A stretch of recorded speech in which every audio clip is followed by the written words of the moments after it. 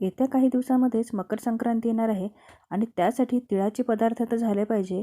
त्याहून म्हणजे मस्त अशी खुसखुशीत मऊसूत अशी तीळ गुळाची पोळी ही तर झालीच पाहिजे. चला तर मग आज आपण ही पोळी कशी करायची याची रेसिपी बघूया. सर्वात आधी आपण यासाठी लागणारे साहित्य बघूया. मी इथे 1 वाटी भाजलेले तीळ घेतलेले आहे. हे 1 वाटी आहे आणि वजनी प्रमाणात जर घ्यायचं झालं तर हे अगदी 100 ग्रॅम मोजून मी इथे तीळ घेतलेले आहे. त्यानंतर मी इथे 75 ग्रॅम हे बेसन घेतलेले आहे आणि वाटीने जर मोजून घ्यायचं झाल्यास तर जेवढे तीळ घेतले होते तेवढेच आपल्या इथे बेसनसुद्धा झालेलं आहे. त्यानंतर मी इथे 50 ग्रॅम भाजलेले शेंगदाणे घेतलेले आहे आणि वाटीने जर मोजायचं झाल्यास तर हे अर्धी वाटी शेंगदाणे आहेत. शेंगदाण्याचं प्रमाण हे आपल्याला इथे कमीच ठेवायचं आहे. त्यानंतर मी इथे भाजलेलं अर्धी वाटी सुकं खोबरं घेतलेलं आहे. हे सुद्धा मी भाजून घेतलेलं आहे सुकं खोबरं आणि ग्रॅममध्ये मोजायचं झालं तर हे 25 ग्रॅम सुकं खोबरं आहे. आता याच एक वाटी आहे खोबऱ्याची वाटी, त्याच वाटीने मी इथे 2 वाटी गूळ घेतलेला आहे आणि वजनी प्रमाणात जर मोजायचं झालं तर 250 ग्रॅम म्हणजेच पाव किलो मी इथे गूळ घेतलेला आहे. सर्व साहित्य जे आहे मी ते एकाच वाटीने इथे मोजून घेतलेलं आहे आणि सोबतच मी तुम्हाला याचं वजनी प्रमाणसुद्धा सांगितलेलं आहे. इथे एक लक्षात ठेवायचं, तिळापेक्षा खोबरा किस आणि शेंगदाण्याचं प्रमाण आपल्याला इथे कमी ठेवायचं आहे. आता मी इथे एक कढई घेतलेली आहे. त्यामध्ये आपण अगदी 1 चमचा साजूक तूप टाकून घेऊया. तीळ, शेंगदाणे आणि खोबरं मी हे ऑलरेडी इथे भाजून घेतलेलं आहे. तूप आपलं इथे वितळलं की त्यावर आपल्याला इथे बेसन छान भाजून घ्यायचं आहे. बेसनामुळे पोळीला जो आहे तो छान असं बाइंडिंग येतं आणि आतलं जे सारण आहे ते आपलं बाहेर निघत नाही. त्यामुळे बेसन अवश्य घालावं. याला जास्त तुपाची गरज नाही आहे. अगदी 1 चमचा तुपात आपण इथे बेसन भाजू शकतो. हवं असल्यास तुम्ही तेलातसुद्धा बेसन भाजू शकता. छान खमंग खरपूस असं आपल्याला इथे बेसन भाजून घ्यायचं आहे. तर इथे बेसनाचा रंगसुद्धा बदललेला आहे छान आणि बेसन इथे खमंग भाजून झालेलं आहे आणि बेसन भाजताना अगदी मंद आचेवर भाजायचं.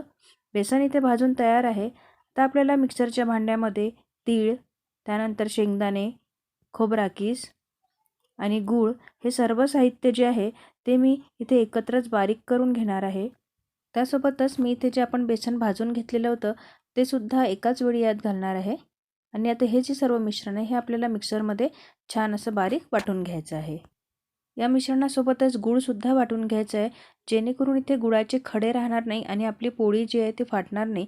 त्यामुळे गूळसुद्धा मिक्सरमधून काढणे खूप आवश्यक आहे. तुम्ही याची बघू शकता कन्सिस्टन्सी मी अगदी बारीक काढलेलं आहे छान. आता हवं तेवढं मी इथे एका बाउलमध्ये काढून घेते आहे आणि आता आपली नेक्स्ट स्टेप आहे ती म्हणजे आपल्याला इथे कणिक भिजवून घ्यायची आहे. कणकीमध्ये अगदी थोडं मीठ घ्यायचं, जेवढी हवी आपल्याला तेवढी कणिक घ्यायची. मी इथे 1 वाटी कणिक घेतलेली आहे आणि 1 वाटी कणकेसाठी 3 चमचे मी गरम साजूक तुपाचं मोहन इथे घालून घेते आहे. तुपाचं मोहन घातल्यामुळे काय होईल की आपली पोळी जी आहे ती खूप मऊ होईल आणि खुसखुशीतसुद्धा होईल. त्यामुळे तुम्हीसुद्धा यात मोहन नक्की घालावं आणि पोळी जी आहे ती आपली चिवटसुद्धा होत नाही, वातडसुद्धा होत नाही. इथे अशी कणिक माझी पूर्ण भिजवून झालेली आहे. फार घट्ट किंवा फार सैलसर आपल्याला कणिक भिजवायची नाही आहे. तर इथे कणकीचा आपल्याला छोटा गोळा घ्यायचा आहे, थोडा तो लाटून घ्यायचा किंवा तुम्ही त्याची पारी हातावर सुद्धा करू शकता आणि यात सारण छान आपल्याला इथे भरून घ्यायचं आहे.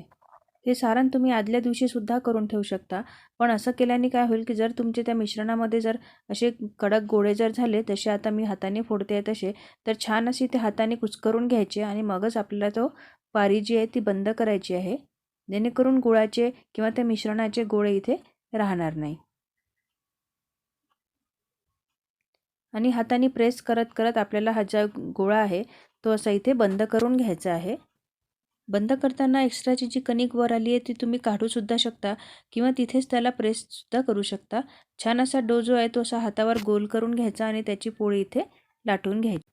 पोळी लाटताना अतिशय हलक्या हाताने लाटायची, त्यावर अजिबात प्रेस करून आपल्याला पोळी लाटायची नाही आहे. तर आपली ते छान अशी पातळ पोळी लाटून झालेली आहे.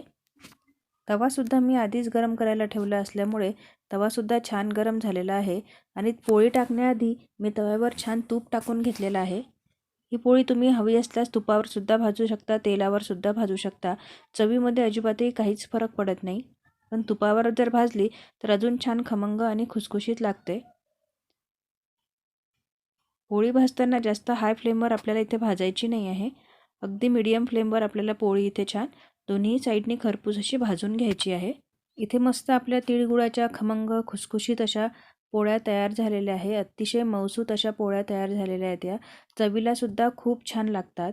तुम्ही एकदा ही रेसिपी नक्की ट्राय करून बघा. घरीसुद्धा सगळ्यांना खूप आवडेल. तुम्हाला हा व्हिडिओ कसा वाटला हे मला कमेंट करून सांगायला विसरू नका. मी तुम्हाला इथे एक पोळी तोडून सुद्धा दाखवते. बघा किती छान मऊ झालेली आहे. कुठेही आपली पोळी जी आहे ती वातड किंवा चिवट झालेली नाही आहे. अगदी सहज तुटते आहे. खायला सुद्धा खूप छान लागते. तुम्हाला व्हिडिओ कसा वाटला हे मला कमेंट करून सांगायला विसरू नका आणि व्हिडिओ आवडल्यास एक लाईक करायला सुद्धा विसरू नका. आणि हो, तुम्ही जर माझ्या चॅनलवर नवीन असाल तर चॅनलला सबस्क्राईब नक्की करा. भेटूया आपण माझ्या पुढच्या व्हिडिओमध्ये. तोपर्यंत बाय बाय.